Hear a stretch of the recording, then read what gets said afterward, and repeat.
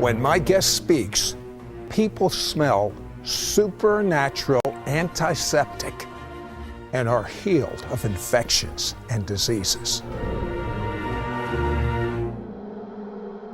Can ancient secrets of the supernatural be rediscovered? Do angels exist? Is there life after death?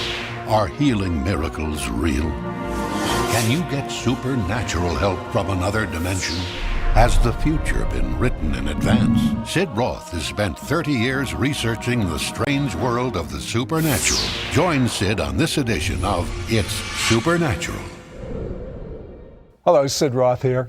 Welcome to my world where it's naturally supernatural. It's hard for me to believe. I look at my guest, Stephen Brooks. I've met your wife, I've met your daughter. You have a worldwide ministry, signs and wonders. You prophesy, the prophecies come to pass. You've prophesied over me and it's come to pass. So I know you hear from God, but it's hard to believe, Stephen, that 20 years ago, it's hard for me to believe when I look at Stephen now. 20 years ago, he was single, he lost his job, and you couldn't go to your parents. Right. Why? Well, Sid, it was a tough situation all around. I had just recently received the baptism in the Holy Spirit at that time in my life. I began to speak in tongues. I was introduced to a church that believed in these types of things. I was totally unaware of it before, so it was all brand new to me. And I went back and I told the old denomination that I came out of that miracles are still happening. God still is doing miracles today. These things are real. And when I joined the church, they gave me the right hand of fellowship. But when I told them that, they gave me the left foot of fellowship. I was on the way out. My family didn't understand me. They had been raised in this certain denomination all their life that did not believe in miracles. And so when these things happened to me, a lot of my family and close friends did not understand what I was going through. So when I was in a time of great need, they did not want to help me. They thought it was some type of judgment upon my life. And so you got 2 months behind in rent. And he does the honorable thing. He says, I'm not going to get into debt anymore. He doesn't have a job. He looks for a job. He can't get a job. And so he gets in his car. He's driving out of town and he sees a cardboard box. Why would you grab that cardboard box? What did it look like, by the way? Well, it was a large cardboard box, Sid, not your normal cardboard box. It looked like somebody had taken a refrigerator out of it, unpacked it, and just threw the box aside.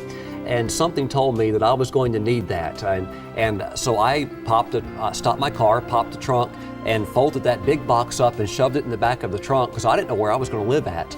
And I drove about 12 miles out of the town and found the place off to the side of the road that I just pulled off to the side and literally took that box out of the trunk of my car, set it up, and I thought I'll only be here a few days. It probably won't be too long. And I began to live out of that box. Did you ever, in your wildest imagination, think that you would live in a cardboard box? No, the whole time this was going on, I kept thinking, why is this happening to me? I was crying out for help. I actually went by a church that I was belonging to at that time, and I asked them for help, and I explained my situation. And they basically replied and said, you're going through some type of Job experience. You need to just go ahead and go through it. And I didn't understand, really, it was the enemy trying to destroy my life. And so every time I tried to get help, it seemed like it just reinforced the difficult situation I was already in. Okay, and your car stopped working, so you couldn't go in your car at night and warm up with the heater. You didn't have money for gas. Right. How cold did it get? It got real cold. You know, Sid, when I parked that car, I thought I'll be leaving in a few days. I'll get out of this mess, but the car stopped working. And before I knew it, I rolled into the winter time, and the temperatures began to drop. And one night it got down to 18 degrees, which is considerably below freezing. And that was one of the toughest nights I had. Now, I'm reminded of the time that you said, Lord, it can't get any worse. And then what happened? Well, I was laying in that cardboard box, and I was hungry. I had not eaten in 4 days, and things were just difficult. There was stress and pressure. And but I said, Lord, one night while I was laying in the cardboard box trying to keep from freezing, I said, Lord, it just cannot get any worse than this. And when I said that, Sid, I literally felt something wet begin to fall on my face, and it started to sprinkle. It started raining. And I said, Lord, it did get worse. And so I hit the rock bottom that night. Well, there was something that happened, though. he had a post office box, and he got an unexpected check for $400. Had you been eating much? No, hardly eating anything. It was depending Where'd on you what, get food? Well, it was depending on what was available in the trash cans. I found out that some of the local pizza companies, if they didn't sell all their pizzas at night, they would just throw them away. So if there was something in the dumpsters, I ate. If there was not, then it was another night of prayer and fasting. What did you do with that $400 that came in unexpectedly? Well, it was a shock. It did come in unexpectedly, but I remembered that I had that friend that I had never paid the back rent on. So I went back and I said, listen, I know your dad's the landlord. I want to give you that money so you can take it to him. And I gave him the money. Why did you do that? I mean, it's the right thing to do, but Right. here it's 18 degrees, it's raining on you, the cardboard is soggy, your car isn't working, you're eating out of trash cans. Right. $400, Stephen, how could you do that? Well, I really wanted to go to the grocery store, but I knew enough, having been brought up in a Christian home, that there are certain things you need to do in life that are the right things to do.